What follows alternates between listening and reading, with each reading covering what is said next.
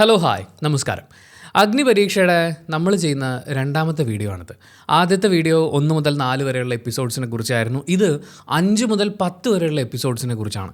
സത്യസന്ധമായി പറയുകയാണെങ്കിൽ big boss ഇത് അറേഞ്ച് ചെയ്യുന്ന എല്ലാ ആൾക്കാരോടും പറയാനുള്ളത്, ഇതിന് അഗ്നിപരീക്ഷ എന്ന് പേരിടല്ലേ. ഇത് അഗ്നിപരീക്ഷയൊന്നുമല്ല, ഇതൊരു വെക്കേഷൻ ഹൗസാണ്. അല്ലെങ്കിൽ ഒരു ടൂറിന് വന്ന പിള്ളേരൊക്കെ ആയിട്ടുള്ള ഒരു പരിപാടി പോലെ ഒരു ഇമ്പാക്റ്റ് ഇല്ല, ഒരു പഞ്ചില്ല, ഒരു പവറില്ല. നമ്മൾ ബിഗ് ബോസ് കണ്ടുകൊണ്ടിരിക്കുന്നത് പോലെ നമുക്ക് ഡിഫറെൻ്റ് ആയിട്ടുള്ള ടാക്ടിക്സ് എന്തെങ്കിലും കാണാൻ വേണ്ടിയിട്ട്, ഇവരുടെ ആ ഒരു ട്രൂ കോർ സ്ട്രെങ്ത് കാണാൻ വേണ്ടിയിട്ടുള്ള അങ്ങനെയുള്ള കാര്യങ്ങളൊന്നും ഇല്ലാതെ ഓരോ എപ്പിസോഡിനെ കുറിച്ചിട്ടും ഓരോ അനാലിസിസ് വീഡിയോ ചെയ്യാം എന്നൊക്കെയാണ് നമ്മൾ പ്ലാൻ ചെയ്തിരുന്നത്. പക്ഷേ ഇതിപ്പോൾ 4-5 ദിവസം കൂടുമ്പോഴാണ് നമുക്ക് എന്തെങ്കിലും പറയാനുള്ള കാര്യങ്ങൾ കിട്ടുന്നത്. അങ്ങനെയുള്ളൊരു വീഡിയോ ആണിത്. അഗ്നിപരീക്ഷ എന്നുള്ള പേരൊന്ന് മാറ്റിയാൽ, ഇപ്പോൾ കുറച്ച് ദിവസം കൂടിയേ ഉള്ളൂ, പേരൊന്നും മാറ്റേണ്ട സാരമില്ല. എന്നാലും ആ പേരിനുള്ള ഷോ ഇല്ല ഇത് എന്ന് പറഞ്ഞുകൊണ്ട് നമുക്ക് ആരംഭിക്കാം. നമുക്ക് ഈ വീഡിയോയിൽ ഔട്ടായി പോയ ആളുകളെക്കുറിച്ച് സംസാരിച്ചുകൊണ്ട് തുടങ്ങാം. അതിൽ ആദ്യത്തെ ആളെന്ന് പറയുന്നത് അഭിറാമാണ്. എന്തിനാ അഭിറാമിൽ നിന്ന് തുടങ്ങുന്നു എന്ന് ചോദിച്ചു കഴിഞ്ഞാൽ, ബിഗ് ബോസ് ഹൗസിനെ കുറിച്ച് അല്ലെങ്കിൽ ബിഗ് ബോസ് ഷോയെക്കുറിച്ച് പല ആളുകൾക്കും പലതരത്തിലുള്ള തെറ്റിദ്ധാരണകളുണ്ട്. അതിൽ വളരെ പ്രധാനപ്പെട്ടൊരു കാര്യം LGBTQ കമ്മ്യൂണിറ്റിയുമായി ബന്ധപ്പെട്ടിട്ടാണ്. ഇപ്പോൾ LGBTQ കമ്മ്യൂണിറ്റിക്ക് ഒരു വിസിബിലിറ്റി കൊടുക്കുന്ന കാര്യത്തിൽ, അവരുടെ സ്വീകാര്യത വർദ്ധിപ്പിക്കുന്ന കാര്യത്തിൽ തീർച്ചയായും ബിഗ് ബോസ് എന്ന് പറയുന്ന ഒരു ഷോയ്ക്ക് വളരെ വലിയൊരു പ്രാധാന്യമുണ്ട്. LGBTQ കമ്മ്യൂണിറ്റിയിൽപ്പെട്ടിട്ടുള്ള ആളുകളെ കണ്ടസ്റ്റൻസ് ആയിട്ട് സെലക്ട് ചെയ്യുന്നു, അല്ലെങ്കിൽ ഒരാളെങ്കിലും അവരെ റെപ്രസെൻറ്റ് ചെയ്തുകൊണ്ട് ഉണ്ടാവും എന്ന് പറയുന്ന ആ റെപ്രസെൻറ്റേഷൻ ഉറപ്പാക്കുന്നു എന്ന് പറയുന്ന കാര്യം, അതൊരു വലിയ കാര്യം തന്നെയാണ്. എന്നാൽ അതേസമയം അതിൻ്റെ ഓപ്പോസിറ്റ് മൈൻഡുള്ള ആളുകളുണ്ട്. LGBTQ കമ്മ്യൂണിറ്റി എന്ന് പറയുന്നത് ഭയങ്കര പ്രശ്നമാണ് എന്ന് പ്രഖ്യാപിച്ച് നടക്കുന്ന ആളുകളും ബിഗ് ബോസ് ഹൗസിൽ വന്നിട്ടുണ്ട്. പക്ഷേ LGBTQ കമ്മ്യൂണിറ്റിയിൽ പെടുന്ന ആളുകളും അവരെ ഓപ്പോസ് ചെയ്യുന്ന ആളുകളും തമ്മിൽ ഒരു കോൺഫ്ലിക്റ്റ് ഉണ്ടാകുമ്പോൾ, ഒരു പ്രശ്നം ഉണ്ടാകുന്ന സമയത്ത് ബിഗ് ബോസ് നിന്നിട്ടുള്ളത് ന്യായത്തിൻ്റെ ഒപ്പമാണ്. അതിൽ ലാലേട്ടൻ്റെ ഭാഗത്തു നിന്നുണ്ടായിട്ടുള്ള ഒരു പെരുമാറ്റം, നമ്മളത് ഒരുപാട് പ്രാവശ്യം അതിനെക്കുറിച്ച് സംസാരിച്ചതാണ്. ഞാൻ കയറ്റുമല്ലോ അവരെ എൻ്റെ വീട്ടിലേക്ക് എന്ന് മോഹൻലാൽ പറഞ്ഞ ഒരൊറ്റ ഡയലോഗിൽ മലയാളികളുടെ ഒക്കെ മനസ്സിൽ നിലനിന്നിരുന്ന ഒരു ഫോബി അല്ലെങ്കിൽ ഒരു സ്റ്റിഗ്മ എന്ന് പറയുന്നത്, അത് നമുക്ക് ഒരുപാട് സന്തോഷിക്കത്തക്ക രീതിയിൽ മാറ്റം കൊണ്ടുവന്ന കാര്യമാണ്. LGBTQ കമ്മ്യൂണിറ്റിക്ക് ഒരു വിസിബിലിറ്റി കൊടുക്കുക എന്നുള്ളതും സ്വീകാര്യത വർദ്ധിപ്പിക്കുക എന്ന് പറയുന്നതും ഒക്കെ ബിഗ് ബോസ് ഷോയിലൂടെ സംഭവിച്ചിട്ടുണ്ട്. പക്ഷേ നമ്മൾ മനസ്സിലാക്കേണ്ട ഒരു കാര്യം, ബിഗ് ബോസ് എന്ന് പറയുന്നത് ഇതൊരു ഗെയിം ഷോയാണ്. ഇവിടെ ഒരു മത്സരമാണ് നടക്കുന്നത്. LGBTQ കമ്മ്യൂണിറ്റിയെ പ്രൊമോട്ട് ചെയ്യാൻ വേണ്ടിയിട്ടുള്ള ഒരു ഷോ അല്ല ഇത്. LGBTQ കമ്മ്യൂണിറ്റിയിലുള്ള ആളുകളെ അംഗീകരിക്കുന്നവർ മാത്രമേ ഈ ഷോയിൽ വരാവൂ എന്ന് നിർബന്ധവുമില്ല. ഈ അഗ്നിപരീക്ഷയിൽ അഭിറാം എന്ന് പറയുന്ന കണ്ടസ്റ്റൻറ്റ്, അയാൾ LGBTQ കമ്മ്യൂണിറ്റിക്ക് എതിരായി, അല്ലെങ്കിൽ ഈ കമ്മ്യൂണിറ്റി ഭയങ്കര മോശമാണ് എന്നുള്ള രീതിയിൽ മറ്റെപ്പോഴെങ്കിലും, അതായത് ഷൂട്ട് ചെയ്ത് എഡിറ്റ് ചെയ്ത് നമ്മളെ കാണിക്കുന്ന ഷോ അല്ലാതെ ഇവരെല്ലാവരും ഒരുമിച്ചാണല്ലോ ഉള്ളത്. അപ്പം അവരൊരുമിച്ചിരുന്ന എപ്പോഴെങ്കിലും ചിലപ്പോൾ പറഞ്ഞിട്ടുണ്ടാകാം. പക്ഷേ നമ്മളത് കണ്ടിട്ടില്ല.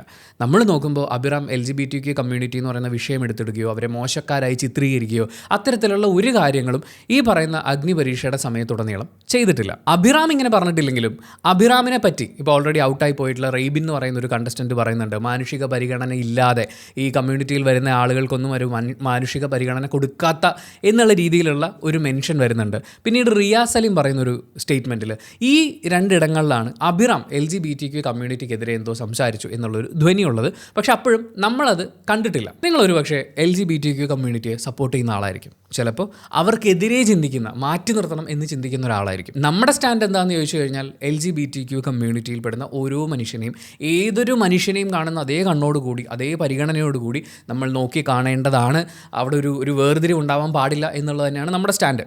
പക്ഷേ നിങ്ങളുടെ സ്റ്റാൻഡ് ഇതിൽ ഏതാണെങ്കിലും ബിഗ് ബോസ് പോലൊരു വലിയ സ്റ്റേജിൽ നിൽക്കാനുള്ള നിങ്ങളുടെ ക്വാളിഫിക്കേഷനെ തീരുമാനിക്കുന്ന ഒരു ഘടകമല്ലത്.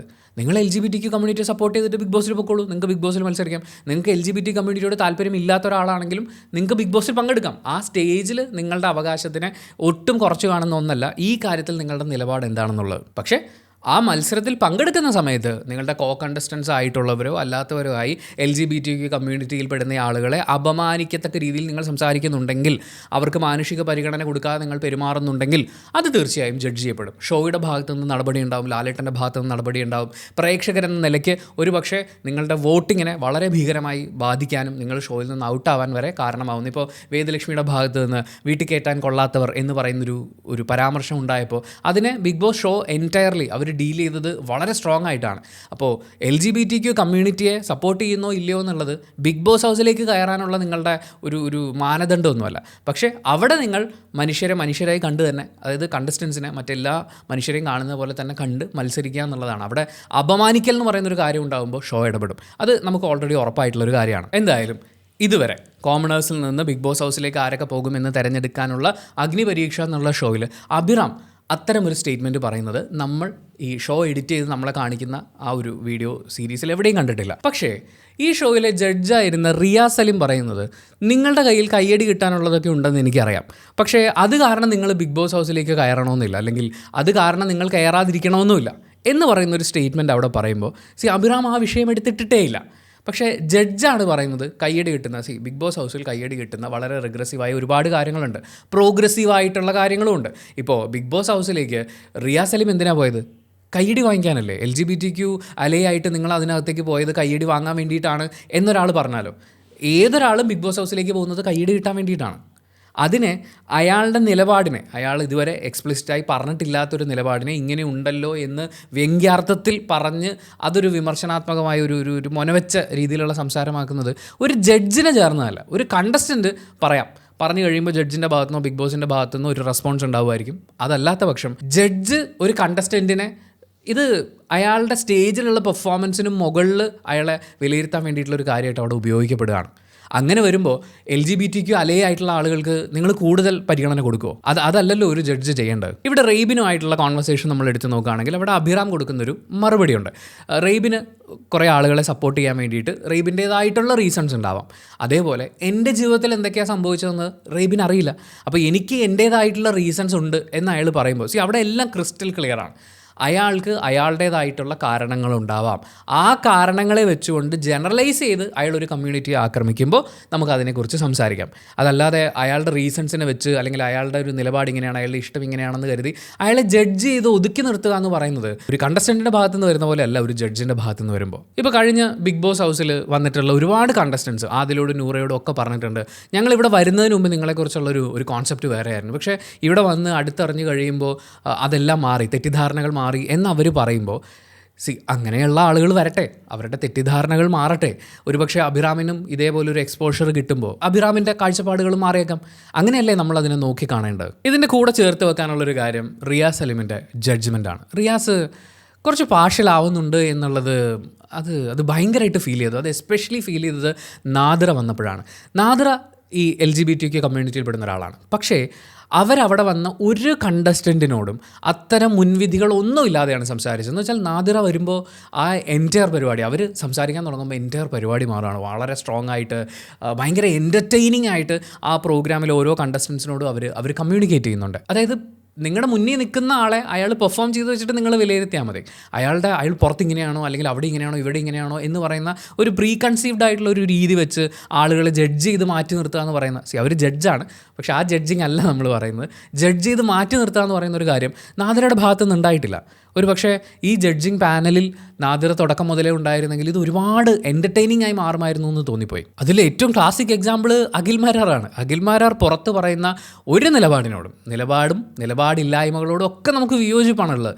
പക്ഷേ ബിഗ് ബോസ് ഹൗസിനകത്തേക്ക് പോകുമ്പോൾ അല്ലെങ്കിൽ ഈ അഗ്നി പരീക്ഷയിലെ ജഡ്ജിങ് പാനൽ നമ്മൾ നോക്കുമ്പോൾ അവിടുത്തെ ഇപ്പോൾ ഉള്ളതിൽ ദി ബെസ്റ്റ് ജഡ്ജ് എന്ന് പറയുന്നത് അഖിൽ മാരാർ തന്നെയാണ്. അയാൾ കണ്ടസ്റ്റൻസിനെ ഇട്ട് ഉരുട്ടി പുരട്ടി എടുക്കുന്നതും എല്ലാം ആ 3 പേരിൽ ദി ബെസ്റ്റായിട്ട് അവിടെ പെർഫോം ചെയ്യുന്നത് അഖിൽ മാരാറാണ്. പുറത്തുള്ളത് വേറെ. ഈ ഷോ ഇസ് ഡിഫറെൻറ്റ്. ആ ഒരു കൺസെപ്റ്റ് ആ ജഡ്ജ് ചെയ്യുന്ന ആളുകളും ശരിക്കും മനസ്സിലാക്കിയിരുന്നെങ്കിൽ എന്ന് നമുക്ക് തോന്നിപ്പോകും. എനിവേ, അഭിറാമിനെ കുറിച്ച് റിയാസ് സലീമിൻ്റെ നിലപാടും ബാക്കിയുള്ളവരുടെ നിലപാടും എന്താണെങ്കിലും അയാളിപ്പോൾ ഷോയിൽ നിന്ന് പുറത്താവുമ്പോൾ, അഗ്നിപരീക്ഷയിൽ നിന്ന് പുറത്താവുന്ന സമയത്തും അയാൾക്കൊരു ഹെൽത്ത് ഇഷ്യൂ ഉണ്ട്. ആ ഹെൽത്ത് ഇഷ്യൂ എന്ന് പറയുന്നത് അയാൾക്ക് സോൾവ് ചെയ്തിട്ട് തിരിച്ചു വരാൻ പറ്റട്ടെ എന്നാണ് നമ്മൾ ആശംസിക്കുന്നത്. ഇപ്പോൾ ഹെൽത്ത് ഇഷ്യൂവുമായിട്ട് ബിഗ് ബോസ് ഹൗസിൽ തുടരുമ്പോൾ ഉള്ളൊരു പ്രശ്നം, ഒരു ടീം ആക്ടിവിറ്റി വരുമ്പോൾ ഇയാളൊരൊറ്റ ആൾ കാരണം ചിലപ്പോൾ ആ എൻ്റയർ ടീം ഫെയിലായി പോയേക്കാം. അതുപോലെ ചില സിറ്റുവേഷൻസിലെങ്കിലും ഈ രോഗാവസ്ഥയൊക്കെ നമ്മൾ മനസ്സിലാക്കുന്നു, അതിനെ ബഹുമാനിക്കുന്നു. പക്ഷേ രോഗാവസ്ഥയെ മുതലെടുത്തിട്ടുള്ള കണ്ടസ്റ്റൻസ് ഉണ്ട്. ലാസ്റ്റ് ബിഗ് ബോസ് ഹൗസിലെ ഷാനവാസ് ഒരു ഉദാഹരണമാണ്. അപ്പോൾ തൻ്റെ ആരോഗ്യാവസ്ഥയെ മുതലെടുക്കാനും ബാക്കിയുള്ളവർക്ക് അതൊരു വലിയ ബാധ്യതയായി മാറാനും എൻ്റയർ ഷോയെ തന്നെ അത് ബാധിക്കാനും സാധ്യതയുള്ളൊരു കാര്യമാണ് ഈ ഹെൽത്ത് ഇഷ്യൂ എന്ന് പറയുന്നത്. പക്ഷേ അഭിറാമിന് അത് സോൾവ് ചെയ്ത് വരാൻ പറ്റട്ടെ. ശക്തമായി നിലപാടുകൾ പറയുന്ന ഒരു സ്ട്രോങ് ആയിട്ടുള്ള ഒരു ആറ്റിറ്റ്യൂഡ്. തുടക്കത്തിൽ ആ ക്യാപ്റ്റൻസിയിൽ സ്വന്തം ടീം തോറ്റു കഴിഞ്ഞപ്പോൾ പുള്ളി ഒന്ന് ഡൗൺ ആയിട്ടുണ്ടായിരുന്നു. പക്ഷെ പൊങ്ങി വരാനുള്ള സാധ്യതയുണ്ട്. അയാളിൽ ഒരു ബിഗ് ബോസ് സ്റ്റഫ് ഉണ്ടെന്ന് പറയുന്ന ഒരു കാര്യം നമ്മളെ ഫീൽ ചെയ്യിപ്പിച്ചിട്ടുണ്ട്. ഹെൽത്ത് നന്നായിട്ട് അയാൾക്ക് മറ്റൊരു സീസണിലോ, അതുമല്ല ബിഗ് ബോസ് മാത്രമല്ലല്ലോ നാട്ടിലുള്ളത്, അയാൾക്ക് അയാളുടെ കഴിവുകളെ പ്രകടിപ്പിക്കാൻ പറ്റുന്ന ഒരുപാട് ആളുകളിലേക്ക് എത്താൻ പറ്റുന്ന ഏതെങ്കിലുമൊക്കെ ഷോയുടെ ഭാഗമായി അഭിറാമിനെ കാണാൻ സാധിക്കട്ടെ എന്നുള്ള ആശംസകളാണ്. അടുത്ത കണ്ടസ്റ്റൻറ്റ് വിശാഖാണ്. വിശാഖ് തുടക്കത്തിൽ വരുമ്പോഴേ ആ ഇൻട്രൊഡക്ഷനൊക്കെ കാണുമ്പോൾ അധിക നാൾ എന്ന് പറയുന്നത് അങ്ങനെ ഒരു ഫീലൊന്നുമില്ലായിരുന്നു. പക്ഷേ പോകെ പോകെ വിശാഖ് ഉണ്ടെങ്കിൽ, വിശാഖ് ഒരു ടീമിൻ്റെ ഭാഗമാണെങ്കിൽ അയാളുടെ ടീം ടാസ്ക് ജയിച്ചിരിക്കും എന്ന് പറയുന്ന ഒരു അവസ്ഥയിലേക്ക് തൻ്റെ ഗെയിമിനെ ഉയർത്തിക്കൊണ്ടുവരാൻ, അല്ലെങ്കിൽ അങ്ങനെ നമ്മളെ വിശ്വസിപ്പിച്ചെടുക്കാൻ വിശാഖിന് സാധിച്ചിട്ടുണ്ട്. അത്രയും ആക്റ്റീവായിട്ട് നിൽക്കുക. ഒരു ടാസ്ക് കിട്ടുമ്പോൾ അഖിൽ മാരാർ തന്നെ പറയുന്നത് പോലെ ആ ടാസ്കിൽ നമുക്ക് എന്തൊക്കെ ചെയ്യാൻ പറ്റും, ഇതെങ്ങനെയാണ് നമുക്ക് ടാക്കിൾ ചെയ്യാൻ പറ്റുക, ബാക്കിയുള്ളവർ ചിന്തിക്കാത്തൊരു രീതിയിൽ ക്രിയേറ്റീവായിട്ട് എങ്ങനെയാണ് അപ്രോച്ച് ചെയ്യാൻ പറ്റുക, ഇങ്ങനെ ചിന്തിക്കുന്ന ഒരാൾക്ക് തൻ്റെ ടീമിനെ തൻ്റെ എഫേർട്ട് കൊണ്ട് വിജയ തീരത്തേക്ക് കൊണ്ടുപോകാൻ വേണ്ടിയിട്ട് പറ്റുള്ളൂ. അപ്പോൾ വിശാഖ് അങ്ങനെ ഒരാളായിട്ട് അയാൾ സ്ട്രോങ്ലി അത് പുറത്തെടുത്ത് തുടങ്ങിയൊരു സമയമാണ്. നന്നായി പ്ലാൻ ചെയ്ത് നന്നായി എക്സിക്യൂട്ട് ചെയ്യുക, അതുപോലെ സംസാരിക്കാൻ അവസരം കിട്ടുന്ന സമയങ്ങളിലും അയാൾ പെർഫോം ചെയ്യുന്നത് നമുക്ക് കാണാം. അതിൽ ഏറ്റവും പ്രധാനപ്പെട്ട കാര്യം, ഒരു ടാസ്കിൻ്റെ ഇപ്പോൾ എൻ്റെ പേഴ്സണൽ എക്സ്പീരിയൻസ് നിങ്ങളോട് പറയാൻ പറഞ്ഞാൽ നിങ്ങൾക്ക് ഇമോഷണലി കണക്ട് ആവുന്ന രീതിയിൽ എനിക്ക് ചിലപ്പോൾ പറയാൻ പറ്റിയേക്കും. അതൊരു ടാസ്കിൻ്റെ ഭാഗമായി പെട്ടെന്ന് കിട്ടുന്ന ഒരു ടോപ്പിക്കിനെ കണക്ട് ചെയ്ത് പറയാമെന്ന് പറഞ്ഞാൽ ഇച്ചിരി ബുദ്ധിമുട്ടാണ്, നല്ല ബുദ്ധിമുട്ടാണ്. ആ ബുദ്ധിമുട്ടേറിയ ഒരു സിറ്റുവേഷനിൽ വളരെ സ്പോണ്ടേനിയസ് ആയിട്ട് തൻ്റെ ഇമോഷൻസ് പ്രേക്ഷകരെ കമ്മ്യൂണിക്കേറ്റ് ചെയ്തെടുക്കുക എന്ന് പറഞ്ഞാൽ അത് വലിയൊരു കഴിവാണ്. എത്ര കഴിവുള്ള ആളാണെന്ന് പറഞ്ഞാലും സ്പോണ്ടേനിയസ് ആയി ഇത് ചെയ്യേണ്ടി വരുമ്പോൾ കിടുങ്ങിപ്പോകാൻ സാധ്യതയുണ്ട്. അതില്ലാത്തവരൊക്കെ കുറഞ്ഞവരാണ് എന്നൊരു അർത്ഥം അതിനില്ല കേട്ടോ. പക്ഷേ അങ്ങനെ ചെയ്യാൻ പറ്റുമെന്ന് പറയുന്നത് വലിയൊരു കഴിവാണ്. ആ കഴിവുമുള്ള ഒരാളാണ് വിശാഖ് എന്ന് പറയുന്നത്. ആകെ മൊത്തത്തിൽ വിശാഖ് ഇപ്പോൾ ഔട്ടാവേണ്ട ആളല്ലായിരുന്നു. ഒരു പക്ഷേ കുറച്ചുകൂടി മുന്നോട്ട് പോയാൽ കുറേയും കൂടി ഗംഭീരമായിട്ടുള്ളൊരു അവസ്ഥയിലേക്ക് അയാൾ എത്താൻ സാധ്യത ഉണ്ടായിരുന്നു എന്ന് തോന്നുന്നു. കുറച്ച് ദിവസം കൂടി നിൽക്കായിരുന്നു. ഔട്ടായി പോയ മറ്റൊരാളെ കൂടി ഈ വീഡിയോയിൽ മെൻഷൻ ചെയ്യണമെന്നുണ്ട്. അത് ഷിൻജിത്താണ്. ഷിൻജിത്ത് ഭയങ്കര കപ്പാസിറ്റി ഉള്ള ഒരാളാണ്. എന്ന് വെച്ചാൽ നമ്മൾ ഫസ്റ്റ് അയാളുടെ ഇൻട്രൊഡക്ഷൻ, അതിന് ശേഷമുള്ള ആദ്യത്തെ അനാലിസിസ് വീഡിയോ എടുത്ത് നോക്കിയാൽ അതിൽ നമ്മൾ പ്രത്യേകം പേരെടുത്ത് പറഞ്ഞിട്ടുണ്ട്. പുള്ളിക്ക് കുറേ കാര്യങ്ങൾ ചെയ്യാൻ പറ്റും. അവസരം കിട്ടി ഷിൻജിത്ത് ചെയ്യൂ എന്ന് പറഞ്ഞു കഴിഞ്ഞാൽ ഷിൻജിത്ത് ചെയ്യും, പെർഫോം ചെയ്യും, എല്ലാം ഉണ്ട്. പക്ഷേ എവിടെയോ ഒരു ചെറിയ ഇൻഹിബിഷനോ ഒരു ടെൻഷനോ ഒക്കെ ഉള്ളതുപോലെ തുടക്കം മുതലേ നമുക്ക് ഫീൽ ചെയ്തിട്ടുണ്ടായിരുന്നു. ബിഗ് ബോസ് പോലൊരു ഗെയിം ഷോ എന്ന് പറഞ്ഞു കഴിഞ്ഞാൽ ഇവിടെ നമുക്ക് അവസരങ്ങൾ ആവർത്തിച്ച് തരില്ല. ചിലപ്പം ഒറ്റ തവണയേ കിട്ടുള്ളൂ, ചിലപ്പോൾ ഒരു സെക്കൻഡ് ചാൻസ് കിട്ടിയേക്കാം, ഉറപ്പില്ല. പക്ഷേ കിട്ടുന്ന അവസരങ്ങൾ കിട്ടുന്ന സമയം തന്നെ ഏറ്റവും ഫലപ്രദമായി ഉപയോഗിക്കുന്ന ആളുകൾക്കാണ് കൂടുതൽ മുന്നോട്ട് പോകാൻ വേണ്ടിയിട്ട് പറ്റുക. ഷിൻജിത്ത് ഈ ഷോയിൽ അഗ്നിപരീക്ഷയിൽ ഇപ്പോൾ പുറത്തായി എന്നേ ഉള്ളൂ. പക്ഷേ അയാളിൽ ഒരു തീയുണ്ട്. ആ തീ ആളി കത്തിക്കാൻ അയാൾക്ക് പറ്റട്ടെ. ഈ ഒരു ഗെയിം ഷോയിൽ പുറത്തിറങ്ങിയതിനു ശേഷം, ഈ എപ്പിസോഡുകളൊക്കെ കണ്ട ശേഷം താൻ എവിടെയൊക്കെയാണ് പിന്നോക്കം പോയിട്ടുള്ളത് എന്നുള്ളത് മനസ്സിലാക്കിയെടുത്ത് അയാൾ തന്നെ ഒന്നുകൂടി മിനുക്കിയെടുത്ത് ഒരു പക്ഷേ ബിഗ് ബോസ് ഹൗസിൽ ഇവരുടെയൊക്കെ പ്രത്യേകം എന്താണെന്നറിയോ, ഇവരെത്രയോ കാലങ്ങളായിട്ട് ബിഗ് ബോസിൽ കയറാൻ വേണ്ടി ശ്രമിച്ചുകൊണ്ടിരിക്കുക. അതായത് ഇതുപോലൊരു ഷോയിൽ എനിക്ക് ആഗ്രഹം ഉണ്ടെങ്കിലും ഒരു പ്രാവശ്യം അല്ലെങ്കിൽ 2 പ്രാവശ്യം അതിൽ കൂടുതൽ റിജക്റ്റ് ആയ ഞാനൊക്കെ മടുത്തിട്ടിട്ട് പോകും. പക്ഷേ ഇത്രയും വർഷമൊക്കെ ഇതിന് വേണ്ടിയിട്ട് എഫേർട്ട് ഇടുക എന്ന് പറഞ്ഞാൽ ചില്ലറ പരിപാടിയൊന്നുമല്ല. അത്രയും തീയുള്ള ആളുകളാണ്. അപ്പോൾ അവർ ഇത്തവണ ഔട്ടായി പോയി എന്നുള്ളത് കൊണ്ട് കീഴടങ്ങാതെ തങ്ങൾക്ക് പറ്റിയിട്ടുള്ള മിസ്റ്റേക്കുകൾ എന്തൊക്കെയാണെന്ന് തിരിച്ചറിഞ്ഞ് ഈ ഷോയിൽ തന്നെ അല്ലെങ്കിൽ മറ്റേതെങ്കിലും ഒരു ഷോയിലൊക്കെ അവരുടെ കഴിവുകളെ എക്സിബിറ്റ് ചെയ്യുന്ന ഒരവസരത്തിന് വേണ്ടി ശ്രമിക്കും എന്നാണ് നമ്മൾ വിചാരിക്കുന്നത്. ശ്രമിക്കട്ടെ, അവരൊക്കെ നമുക്ക് കാണാൻ പറ്റട്ടെ. അതുപോലെ ഷിൻജിത്ത് അടക്കമുള്ള കുറേ ആൾക്കാർ പറയുന്ന ഇവരുടെയൊക്കെ ലക്ഷ്യങ്ങൾ എന്ന് പറഞ്ഞാൽ കുറേ ആൾക്കാർ പറയും സിനിമയിലേക്ക് പോകാൻ വേണ്ടിയിട്ടാണ് ഞാൻ വരുന്നത്, വേറെ കുറേ ആളുകൾ പറയും രാഷ്ട്രീയത്തിലേക്ക് പോകാൻ വേണ്ടിയിട്ടാണ്. അതായത് ഇവിടെ വന്ന് ഒരുപാട് ആളുകളെ നമ്മുടെ ഫാൻസാക്കിയൊക്കെ മാറ്റി അല്ലെങ്കിൽ നമുക്കൊരു വലിയ ആൾക്കൂട്ടം ഉണ്ടായി കഴിയുമ്പോൾ നമുക്ക് ഇഷ്ടമുള്ള മേഖലയിലേക്ക് മാറാൻ എളുപ്പമായിരിക്കുമല്ലോ എന്നാണ്. ചിലപ്പോൾ ഒരു ഇനീഷ്യൽ സ്റ്റേജിൽ നമ്മളെ ഹെൽപ്പ് ചെയ്തേക്കാം. പക്ഷേ റിയാസ് സലീം തന്നെ പറഞ്ഞതുപോലെ ബിഗ് ബോസ് ഹൗസിലെ ഫാൻസ് എന്ന് പറയുന്നത് അവർ എൻറ്റയർലി ഡിഫറെൻ്റ് ആണ്. ഇപ്പോൾ വളരെ ഗുഡ് ലുക്കിംഗ് ആയിട്ടുള്ള ആളുകൾ, ഇവർ സിനിമയിൽ പോയാൽ തകർക്കും എന്നൊക്കെ നമ്മൾ വിചാരിക്കുന്ന ആളുകൾ ബിഗ് ബോസ് ഹൗസിൽ കയറും. പക്ഷേ അവരതിൻ്റെ അകത്ത് കാര്യമായിട്ടൊന്നും ചെയ്യില്ല. ബിഗ് ബോസ് എന്ന് പറയുന്ന ഷോയ്ക്കുള്ള ഒരു ഇൻപുട്ട് അവരുടെ ഭാഗത്ത് നിന്ന് ഉണ്ടാവില്ല. അവർക്ക് കുറച്ച് ഫാൻസ് ഉണ്ടാവും ലുക്കിനെ ബേസ് ചെയ്തുകൊണ്ട്. അവർ റീലടിക്കും, പിന്നെ ഫോട്ടോസൊക്കെ വാൾപേപ്പറൊക്കെ ഇട്ടിട്ട് പിന്നെ ഇവർ ഇറങ്ങുന്ന സമയത്ത് ജയ് വിളിക്കാനൊക്കെ വേണ്ടി പോകും.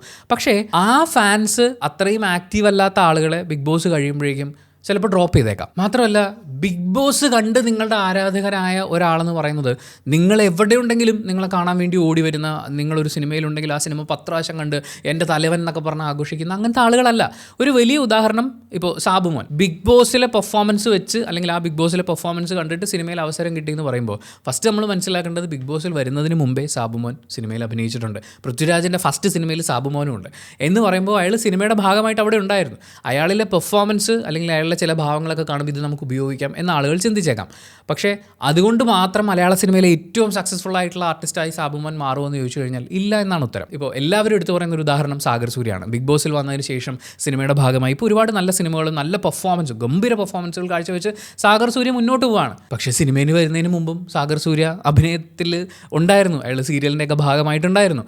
പക്ഷേ ബിഗ് ബോസ് ഹൗസിലെ ഫാൻസിനെയും കൊണ്ട് സിനിമയിലേക്ക് പോയതുകൊണ്ട് അയാൾ രക്ഷപ്പെട്ടു എന്ന് പറയാനാണെങ്കിൽ ജുനൈസും സാഗർ സൂര്യയുടെ ഒപ്പം തന്നെ ജോജു ജോർജിൻ്റെ വിളി കിട്ടി പണിയിൽ അഭിനയിച്ചിട്ടുള്ള ആളാണ്. പിന്നീട് അങ്ങോട്ട് എത്ര സിനിമയുടെ ഭാഗമായി അല്ലെങ്കിൽ എത്രത്തോളം ഫാൻസ് സിനിമയിൽ നിന്ന് അയാൾക്കൊപ്പം കൂടുന്നു എന്ന് ചോദിച്ചാൽ ഇത്രയേ ഉള്ളൂ. നമുക്ക് പെർഫോം ചെയ്യാൻ കിട്ടുന്ന സ്പേസ് അത് നന്നായി ഉപയോഗിക്കുന്ന ആളുകൾക്ക് ഒരു പക്ഷേ സിനിമയിൽ അവസരം കിട്ടിയേക്കാം. സിനിമയിൽ കിട്ടുന്ന അവസരത്തിനെ ഏറ്റവും ഗംഭീരമായി ഉപയോഗിക്കുന്ന കരിയർ പ്ലാൻ ചെയ്യുന്ന ആളുകൾക്ക് അവിടെ ശക്തമായി തുടരാൻ പറ്റുള്ളൂ. ബിഗ് ബോസിൽ ഇത്രയും ഫാൻസ് ഉണ്ട് എന്നുള്ളത് നിങ്ങളെ സിനിമയിൽ സക്സസ് ആക്കില്ല. മറ്റൊരു ഉദാഹരണം അർജുനാണ്. ബിഗ് ബോസിൽ അർജുനൊക്കെ ഉണ്ടായിരുന്ന സമയം എന്ന് പറഞ്ഞാൽ എനിക്ക് പരിചയമുള്ള എല്ലാ ആൾക്കാരും അർജുൻ ഭയങ്കര സ്നേഹത്തിൽ അങ്ങനെയാണ് പറഞ്ഞുകൊണ്ടിരുന്നത്. ഇപ്പോൾ ഏറ്റവും ലാസ്റ്റ് വന്ന ജീത്തു ജോസഫിൻ്റെ മിറാഷ് എന്ന് പറയുന്ന സിനിമയിലും അർജുൻ അഭിനയിച്ചിട്ടുണ്ട്. എത്ര പേര് അല്ലെങ്കിൽ ഈ ബിഗ് ബോസ് കണ്ട് ഫാൻസ് ആയിട്ടുള്ള എത്ര ആളുകൾ ആ സിനിമയ്ക്ക് പോയി. അർജുൻ്റെ ഫാൻസ് മുഴുവൻ അർജുനെ കാണാൻ ആ സിനിമയ്ക്ക് പോയിരുന്നെങ്കിൽ സിനിമ സൂപ്പർ ഹിറ്റ് ആവുമായിരുന്നു. സോ ബിഗ് ബോസിലെ ഫാൻസ് നിങ്ങൾ ബിഗ് ബോസിൽ നിൽക്കുന്നത് കൊണ്ടുണ്ടാവുന്ന ആ ഫാൻ ബേസ് ഒരു ഡിഫറെൻറ്റ് ടെക്സ്ചറുള്ള ഫാൻസാണ്. ബിഗ് ബോസിൽ വരുമ്പോൾ നിങ്ങൾ ബിഗ് ബോസിൽ ഗെയിം കളിക്കാൻ വരണം. ഇവിടെ ഇപ്പോൾ എൽദോ പറയുന്നുണ്ട്, ഞാൻ ഇവിടെ നിന്ന് ഇറങ്ങിക്കഴിഞ്ഞാൽ രാഷ്ട്രീയത്തിലേക്ക് പോകാനാണ് ഉദ്ദേശിക്കുന്നത്, അത്രയും ഫാൻസിനെയൊക്കെ ഉണ്ടാക്കിയിട്ട്. ബിഗ് ബോസ് ഹൗസിൽ നിന്ന് പുറത്തിറങ്ങി രാഷ്ട്രീയത്തിലേക്ക് പോയ ആളുകളൊക്കെ ചീഞ്ഞളിഞ്ഞ കോമഡി ആവുന്നതൊക്കെ നമ്മൾ കണ്ടുകൊണ്ടിരിക്കുക. എൽദോ അങ്ങനെ ആവുമെന്നോ അങ്ങനെ ആവട്ടെ എന്നൊന്നുമല്ല ഞാൻ പറയുന്നത്. ബിഗ് ബോസിൽ നിങ്ങൾ കാണിക്കുന്നതും റിയൽ ലൈഫിൽ നമ്മൾ പുറത്തിറങ്ങിയിട്ട് മറ്റു പല മേഖലകളിലേക്ക് പോകുമ്പോൾ ചെയ്യേണ്ടതും ഡിഫറൻ്റ് ആണ്. രണ്ടിടങ്ങളിലുള്ള ഫാൻസ് എൻറ്റയർലി ഡിഫറൻ്റ് ആണ്. ഇനി നമുക്ക് ബിഗ് ബോസ് ഹൗസിലേക്ക് കയറാൻ വേണ്ടിയിട്ടുള്ള ഈ അഗ്നിപരീക്ഷ എന്നുള്ള ഷോയിൽ ഇപ്പോൾ അവശേഷിക്കുന്ന കണ്ടസ്റ്റൻസിനെ കുറിച്ച് സംസാരിക്കാം. അതിൽ ആദ്യത്തെ ആൾ ഷിബിനെയാണ്. ഷിബിനെ ഇപ്പം നമുക്ക് കാണാനും കേൾക്കാനും ഒക്കെ പറ്റുന്നുണ്ട്. എന്ന് വെച്ചാൽ ഇപ്പോൾ കണ്ടസ്റ്റൻസ് കുറച്ചേ ഉള്ളൂ. അപ്പോൾ അതുകൊണ്ട് തന്നെ ഇൻഡിവിജ്വലായിട്ട് നമുക്ക് ഇവരെ എല്ലാവരെയും കാണാനും പറ്റും, ഇവരുടെയൊക്കെ ശബ്ദം കേൾക്കാൻ പറ്റും, ഇവരുടെയൊക്കെ സ്ട്രാറ്റജി അറിയാൻ പറ്റും. ഈ ഒരു അഗ്നിപരീക്ഷ എന്ന് പറയുന്ന റൗണ്ടിൽ നിന്ന് പുറത്തായിട്ടുള്ള ആളുകൾ, അവരിൽ പല ആൾക്കാരും സോഷ്യൽ മീഡിയയിൽ വന്ന് പറയുന്നുണ്ടായിരുന്നു, ഞങ്ങൾ അവിടെ അത് പറഞ്ഞിട്ടുണ്ടായിരുന്നു, ഇത് പറഞ്ഞിട്ടുണ്ടായിരുന്നു, ഇത് മുഴുവൻ കട്ട് ചെയ്തിട്ടാണ് ഏഷ്യാനെറ്റ് അല്ലെങ്കിൽ ജിയോ ഹോട്ട്സ്റ്റാർ കാണിച്ചതെന്നുള്ളത്. സോ ഇത് ബിഗ് ബോസ് ഹൗസിൽ നിന്ന് പുറത്തായി പോകുന്ന ഒരുവിധം എല്ലാ ആൾക്കാരും പറയാറില്ല, ഞാൻ അവിടെ ആയിരുന്നപ്പോൾ ഞാൻ അങ്ങനെയൊക്കെ ചെയ്തിട്ടുണ്ടായിരുന്നു, എന്നിട്ട് അതൊക്കെ കട്ട് ചെയ്ത് കളഞ്ഞു എന്നുള്ളത്. ഒരു ഗെയിം ഷോയാണ്. അപ്പം കൂട്ടത്തിൽ ഏറ്റവും കമ്പല്ലിംഗ് ആയിട്ടുള്ള കണ്ടൻറ്റ് കൊടുക്കുക എന്നുള്ളതാണ് നമ്മളിവിടെ ചെയ്യേണ്ടത്. അപ്പോൾ ഇതിൽ ഷിബിനെ നമ്മളിപ്പോൾ കാണുമ്പോൾ ഷിബിനേക്കാൾ അർഹരായിട്ടുള്ള പല ആളുകളും ഇതിനു മുമ്പ് ഔട്ടായി പോയിട്ടുണ്ട്. കാരണം ഇപ്പോൾ ബിഗ് ബോസ് സ്റ്റാർട്ട് ചെയ്ത് കഴിഞ്ഞ് ഷിബിനെ അതിനകത്തേക്ക് പോയി എന്ന് വിചാരിക്കുക. ബിഗ് ബോസ് സ്റ്റാർട്ട് ചെയ്യുമ്പോൾ ഒരു 10-30 പേരെങ്കിലും ബിഗ് ബോസ് ഹൗസിൽ ആദ്യമേ ഉണ്ടാവും. അവരിൽ നിന്നൊക്കെ ഈ പെർഫോമൻസ് കൊണ്ട് ആളുകളുടെ ശ്രദ്ധ പിടിച്ചു പറ്റി ഒരു നല്ല ഗെയിമറാണെന്ന് പറയുന്നൊരു തോന്നലുണ്ടാക്കി അങ്ങനെ പോകുന്ന ആളുകൾക്കാണ് അവിടെ പിടിച്ചു നിൽക്കാൻ വേണ്ടിയിട്ട് പറ്റുക. ഈ അഗ്നിപരീക്ഷയിൽ 40 പേരാണ് ഉണ്ടായിരുന്നത്. ഈ ഒരു അവസാന സ്റ്റേജിലേക്ക് വരുമ്പോഴാണ് ഷിബിനെ നമ്മൾ കാണുന്നത്. അതിനു മുമ്പ് ഗ്രൂപ്പ് ആക്ടിവിറ്റീസ് വരുമ്പോൾ ആക്ച്വലി ഷിബിനെ നമ്മൾ കാണുന്നേ ഇല്ലായിരുന്നു. ഷിബിനെ ഒരാൾ നോമിനേറ്റ് ചെയ്തപ്പോൾ ഷിബിന് ഒരു വാശിപ്പുറത്ത് എന്തോ ഒരു എക്സ്പ്രഷൻ കാണിക്കുമ്പോഴാണ് ഞാൻ ശരിക്കും ഷിബിനെ ശ്രദ്ധിക്കുന്നത്. അതുവരെ അവരുടെ ഫീച്ചേഴ്സിൻ്റെ ഭാഗമായിട്ട് അവർ തന്നെ പറയുന്ന അവരുടെ ഫീച്ചേഴ്സിൻ്റെ ഭാഗമായി അവർ സെലക്ട് ചെയ്യുന്നതിൻ്റെയൊക്കെ ഭാഗമായിട്ടുള്ള ഒരു സെലക്ഷൻ മാറ്റി നിർത്തി കഴിഞ്ഞാൽ ഷിബിന ആക്റ്റീവ് ആയിരുന്നില്ല. ആളുകളുടെ എണ്ണം കൂടുമ്പോൾ ഷിബിനെ മുങ്ങിപ്പോവും. ബിഗ് ബോസ് ഹൗസിൽ എത്ര ആളുണ്ടെങ്കിലും ഞാൻ മുന്നിൽ എന്ന് പറഞ്ഞ് മുന്നോട്ട് വരിക എന്നുള്ളതല്ലേ നമ്മൾ അവിടെ ഒരു കോമ്പറ്റീറ്റീവ് ഒരു സംഭവമായിട്ട് കാണുന്നത്. അങ്ങനെ വരുമ്പോൾ റിയ സലിമിൻ്റെ ജഡ്ജ്മെൻറ്റ് ഷിബിലയ്ക്ക് ഫേവറബിൾ ആയിട്ട് പലതവണയും വരുന്നു എന്ന് തോന്നിയിട്ടുണ്ടായിരുന്നു. ഒരു ഫേവറിറ്റിസം എന്നൊക്കെ പറയാവുന്ന പോലത്തെ ഒരു ചായ്വ് ഉണ്ടായിരുന്നു. അതുപോലെ ശ്രദ്ധിച്ചൊരു കാര്യം എന്ന് വെച്ച് കഴിഞ്ഞാൽ ഷിബിനെ എല്ലാം ഭയങ്കര പേഴ്സണലായിട്ട് എടുക്കുന്നു. അതായത് ആ പേഴ്സണലായി എടുക്കുന്നതിനെ എക്സ്പ്രസ് ചെയ്യുന്നു എന്ന് തോന്നി. ഇതൊരു ഗെയിം ഷോ ആണ്. നമ്മുടെ ഉള്ളിൽ എന്താണ് എന്നുള്ളത് ഓപ്പോസിറ്റുള്ള ആളെ അറിയിക്കാതെ മുന്നോട്ട് പോകുക എന്ന് പറയുന്ന ഒരു സ്ട്രെങ്ത് ആയിരിക്കും. പക്ഷേ ഇപ്പോൾ എൽദോ, സോന, പിന്നെ അഫിയാനാസ് ഇങ്ങനെ തുടങ്ങിയിട്ടുള്ള കണ്ടസ്റ്റൻസിനെയൊക്കെ ഇവരാരെങ്കിലും നോമിനേറ്റ് ചെയ്യുന്ന സമയത്തോ നോമിനേഷനിൽ നിന്ന് അവർ കരകയറി വരുന്ന സമയത്തോ ഒക്കെയുള്ള അവരുടെ എക്സ്പ്രഷൻസ് കാണുമ്പോൾ അവരിതിനെ ഒരു സ്പോർട്സ്മാൻ സ്പിരിറ്റിൽ എടുക്കുന്നു എന്ന് നമുക്ക് ഫീൽ ചെയ്യും. ചിലപ്പോൾ അവരുടെ ഉള്ളിൽ ഈ പേഴ്സണൽ ഗ്രഡ്ജ് ഉണ്ടാവും, എന്നെ നോമിനേറ്റ് ചെയ്തല്ലേ എന്ന് പറയുന്ന പോലത്തെ ഒരു സാധനം ഉണ്ടാവുമായിരിക്കും. പക്ഷേ അത് പുറമേ കാണിക്കുന്നില്ല. അവിടെ ഈ ഗെയിമിന് വേണ്ടുന്ന ഒരു സ്പോർട്സ്മാൻ സ്പിരിറ്റ് നമുക്ക് കാണാൻ പറ്റും. പക്ഷേ ഷിബിനയുടെ ഭാഗത്ത് നിന്ന് അങ്ങനെയല്ല. ഷിബിനയ്ക്ക് ആ പേഴ്സണലി അത് ഇഷ്ടപ്പെട്ടില്ല, എന്നെ ടാർഗറ്റ് ചെയ്യുന്നു എന്നൊക്കെ പറയുന്ന പോലത്തെ ഒരു എക്സ്പ്രഷൻ ഉണ്ട്. നമ്മൾ അങ്ങനെ പേഴ്സണലായി എടുക്കാൻ തുടങ്ങിയാലും പേഴ്സണലായി എടുക്കും എന്നുള്ളത് ബാക്കിയുള്ളവർക്ക് മനസ്സിലാവുകയും ചെയ്തു കഴിഞ്ഞാലും അത് നമ്മുടെ ഒരു വലിയ വീക്ക്നെസ് ആയിട്ട് മാറും. അങ്ങനെ ഒരു ബിഗ് ബോസ് ഹൗസ് മെറ്റീരിയൽ ആവാനുള്ള ഒരു സംഭവത്തിലേക്ക് പല സമയത്തും ഷിബിനയുടെ ഒരു ആറ്റിറ്റ്യൂഡ് നമുക്ക് ഫീൽ ചെയ്യുന്നില്ല. പക്ഷേ ഇപ്പോൾ ഷിബിന വളരെ ലൗഡാണ്. കാരണം അത്രേ ആൾക്കാരേ ഉള്ളൂ. അപ്പോൾ ഓരോരുത്തർക്കും ഇൻഡിവിജ്വലി പറയാനുള്ളത് കേൾക്കാൻ പറ്റുന്ന ഒരു സ്പേസിലാണുള്ളത്. ഇപ്പോൾ ഷിബിനെ കാണാനും കേൾക്കാനും ഒക്കെ പറ്റുന്നുണ്ട്. മറ്റൊരു വളരെയധികം മെൻഷൻ ചെയ്യേണ്ട പ്ലെയർ സോനയാണ്. സോന ഭയങ്കരമായിട്ട് ഗെയിം കളിച്ച് ഭയങ്കര സ്ട്രാറ്റജിക്കായി എന്തെങ്കിലുമൊക്കെ ചെയ്ത് അങ്ങനെ നമ്മൾ കണ്ടിട്ടുണ്ടോ എന്ന് ചോദിച്ചാൽ ഇല്ല. പക്ഷേ സോന ഇപ്പോഴും അവിടെയുണ്ട്. അതിൻ്റെ കാരണം ഈ ബാക്കിയുള്ളവർക്കൊന്നും ഗെയിം മനസ്സിലായിട്ടില്ല എന്ന് നമുക്ക് തോന്നിപ്പോകും. സോനയെ എല്ലാവരും ടാർഗറ്റ് ചെയ്യാണ്, ഫേക്ക് പേഴ്സണാലിറ്റിയാണ്, അങ്ങനെയാണ് ഇങ്ങനെയാണെന്ന് പറഞ്ഞിട്ട് സോനയെ ടാർഗറ്റ് ചെയ്യുമ്പോൾ സോന ഒന്നും ചെയ്തില്ലെങ്കിലും സോനയ്ക്ക് വിസിബിലിറ്റി വരും. ഇത്രയും ആൾക്കാരുള്ളപ്പോൾ വിസിബിലിറ്റി കിട്ടുക എന്നുള്ളത് വളരെ പ്രധാനപ്പെട്ടൊരു കാര്യമാണ്. അപ്പം സോന എന്ത് ചെയ്തില്ലയോ നമ്മൾ കാര്യമായിട്ടൊന്നും കാണുന്നില്ല. അവർ ടാസ്ക്കൊക്കെ പെർഫോം ചെയ്യുന്നുണ്ട്. പക്ഷേ ഒരു വൻ പരിപാടി എന്തെങ്കിലും കാണുന്നുണ്ടോ എന്ന് ചോദിച്ചാൽ ഇല്ല. പക്ഷേ സോനയെ എല്ലാവരും ടാർഗറ്റ് ചെയ്യുന്നു. അവരത് മനസ്സിലാക്കി ഒരു പക്ഷേ അത് അവരുടെ സ്ട്രാറ്റജി ആയിരിക്കാം. അങ്ങനെയാണെങ്കിൽ കിടുക്ക സ്ട്രാറ്റജിയാണ്. പ്രത്യേകിച്ച് ഒന്നും ചെയ്യേണ്ട, എല്ലാവരുടെയും ടാർഗറ്റായി മാറുക എന്ന് പറയുന്നതാണ്. അത് സോന വൃത്തിക്ക് ചെയ്യുന്നുണ്ട്. എന്തായാലും സോന ഇപ്പോൾ അഗ്നിപരീക്ഷയിലുണ്ട്. അടുത്തയാൾ ലൊലീറ്റയാണ്. ജെൻസിയുടെ അഭിമാനം എന്നൊക്കെ നമുക്ക് പറയാവുന്നതല്ല. ആ ഒരു പ്രായത്തിൽ ഇത്രയും വലിയൊരു ഷോയുടെ ഭാഗമാവുക, തന്നേക്കാൾ എത്രയോ ഇരട്ടി പ്രായമുള്ള ആൾക്കാർ ഉൾപ്പെടുന്ന ഒരു ടീമിനെ ആസ് എ ടീം ക്യാപ്റ്റൻ നയിക്കുക, വിജയത്തിലേക്ക് എത്തിക്കുക. അവർ ഫുൾ എനർജിയാണ്, ഫുൾ ചാർജിൽ അങ്ങനെ നിൽക്കുകയാണ്. അതൊക്കെ കാണുമ്പോൾ ഭയങ്കര സന്തോഷമുണ്ട്, അഭിമാനമുണ്ട്. പക്ഷേ ലൊലീറ്റ വളരെ പെട്ടെന്ന് മാനിപ്പുലേറ്റഡ് ആവുന്ന ഒരാളാണെന്ന് ഫീൽ ചെയ്തിട്ടുണ്ട്. കാരണം അവർ നോമിനേഷൻ കൊടുക്കുന്ന ഒരു സമയത്ത് ആദ്യം എല്ലാവരും നോമിനേറ്റ് ചെയ്ത ഒരാളെ ലൊലീറ്റ നോമിനേറ്റ് ചെയ്യുന്നു. അതിന് കൃത്യമായ കാരണങ്ങൾ പറയുന്നുണ്ട്. പക്ഷേ അതിനുശേഷം ഇൻഡിവിജ്വലി പറയാൻ പറഞ്ഞപ്പോൾ ലൊലീറ്റയ്ക്ക് വേറൊരാളുണ്ട്. ആ ആൾക്ക് അയാളെ നോമിനേറ്റ് ചെയ്യാനുള്ള കാരണങ്ങൾ ലൊലീറ്റയുടെ കയ്യിലുണ്ട്. അതായത് ലൊലീറ്റയുടെ സ്വന്തം അഭിപ്രായത്തിന് മുകളിൽ മറ്റൊരാളുടെ അഭിപ്രായം അല്ലെങ്കിൽ മറ്റൊരു ടീമിൻ്റെ അഭിപ്രായം വന്ന് വീഴാൻ വളരെ എളുപ്പമാണ് എന്ന് ഫീൽ ചെയ്യുന്നു. ആർക്കും ലൊലീറ്റയുടെ മുകളിൽ, അതായത് അത്യാവശ്യം മാനിപ്പുലേറ്റ് ചെയ്യാൻ അറിയാവുന്ന ഒരാൾക്ക് ലൊലീറ്റയുടെ മുകളിൽ ഒരു വിജയം സ്ഥാപിക്കുക എന്ന് പറയുന്നത് വളരെ എളുപ്പമാണ്. ഇപ്പോൾ ബിഗ് ബോസ് ഹൗസിൽ കയറി കഴിഞ്ഞാൽ അവർക്ക് എപ്പോഴും ക്യാപ്റ്റൻ ആവാൻ പറ്റില്ല, ഒരു ടീംമേറ്റ് ആയിട്ട് ഒതുങ്ങിയേക്കാം.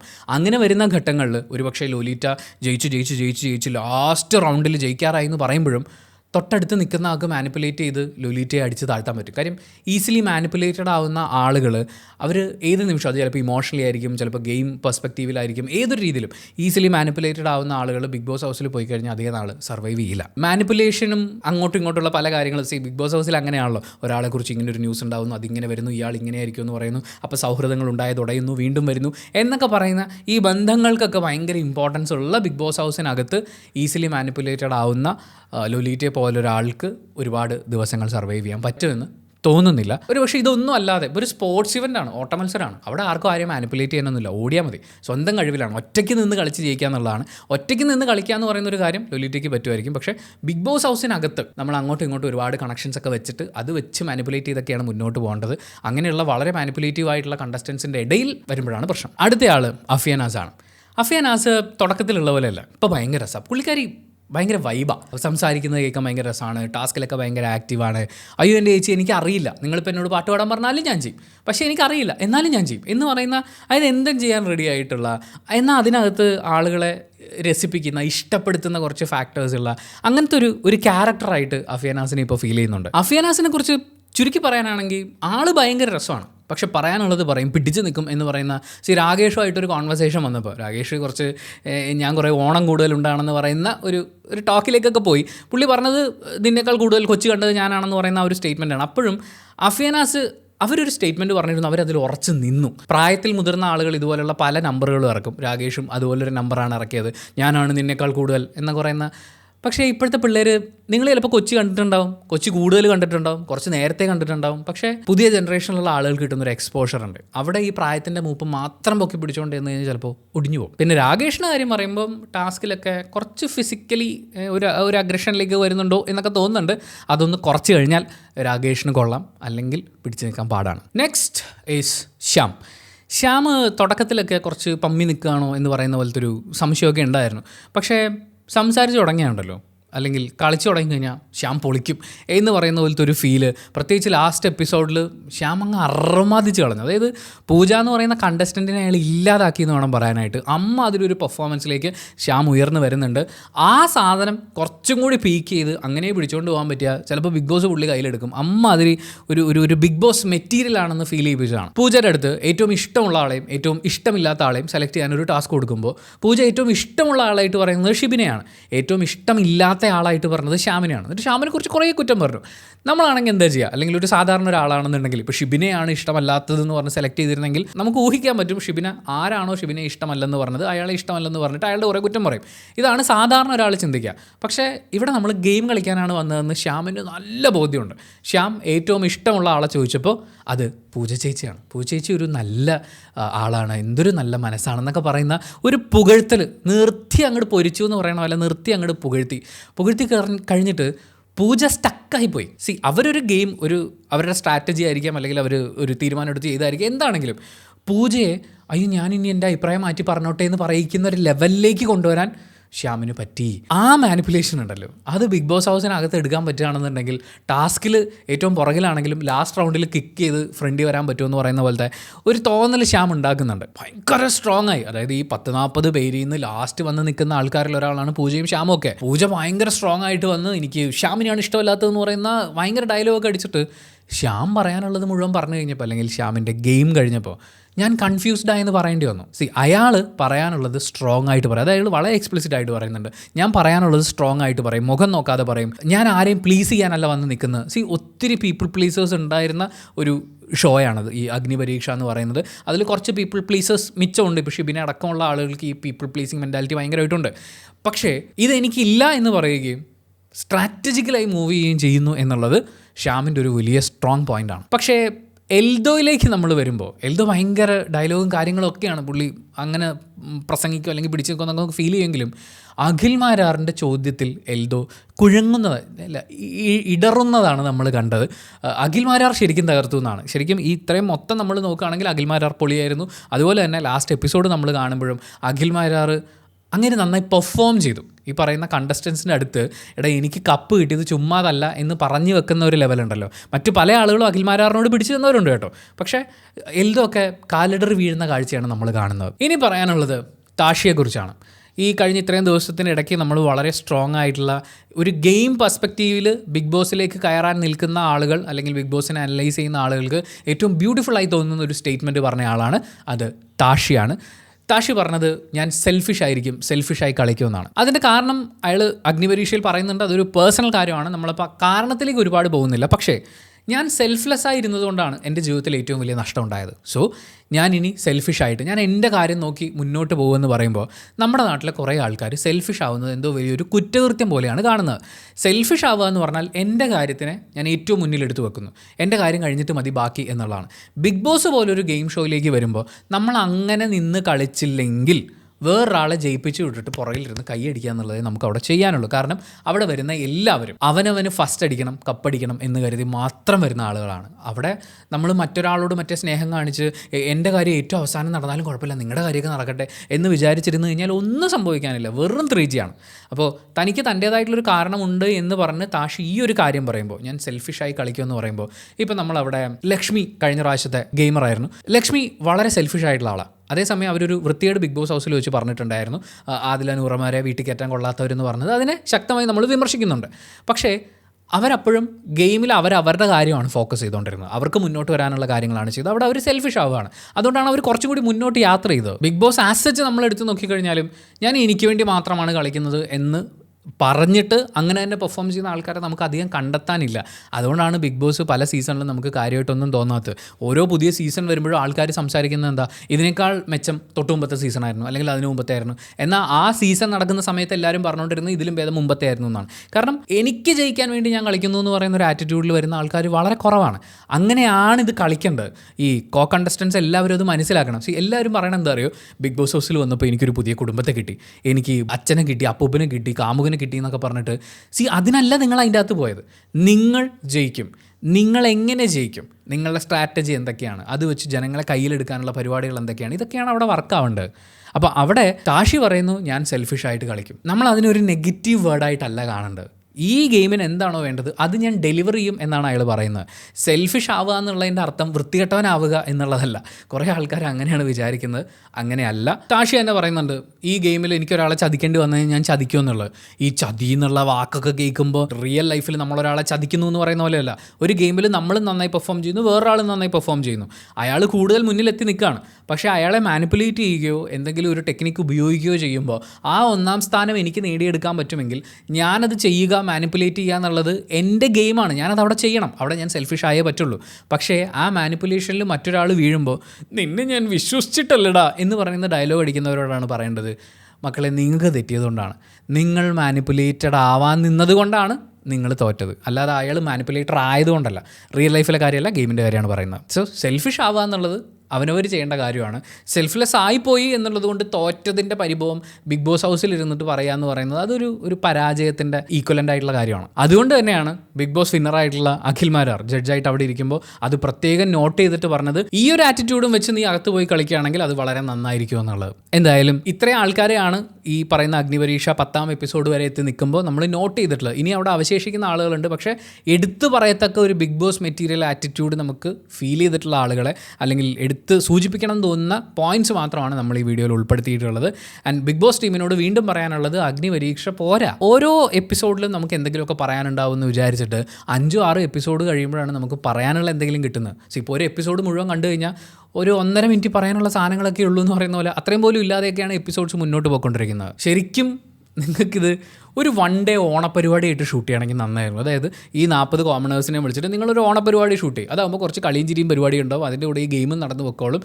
എന്നിട്ട് ടോട്ടാലിറ്റിയിൽ ഏറ്റവും കൂടുതൽ പെർഫോം ചെയ്തിട്ടുള്ള ആളെ നിങ്ങൾ സെലക്ട് ചെയ്തോളൂ. അങ്ങനെയാണെങ്കിൽ കുഴപ്പമില്ല. ഇതിപ്പം ഒന്നുമില്ല, 10 എപ്പിസോഡ് 5 എപ്പിസോഡ് 6 എപ്പിസോഡൊക്കെ കഴിയുമ്പോഴാണ് നമുക്ക് എന്തെങ്കിലും പറയാൻ കിട്ടുന്നതെന്ന് പറയുന്ന ഒരു വിഷമം ഇതിനൂടെ ചേർത്ത് വെച്ചിട്ട് നമ്മൾ ഈ വീഡിയോ വൈൻഡപ്പ് ചെയ്യാണ്. മറ്റൊരു അനാലിസിസ് വീഡിയോ ആയിട്ട് നമുക്ക് ഉടനെ കാണാം. Thank you so much for watching this video. Video ഇഷ്ടപ്പെട്ടാൽ ലൈക്ക് ചെയ്യുക, കമൻറ്റ് ചെയ്യുക, ഷെയർ ചെയ്യുക, സബ്സ്ക്രൈബ് ചെയ്യുന്ന കാര്യവും ഹൈപ്പ് ചെയ്യുന്ന കാര്യവും പരിഗണിക്കുക.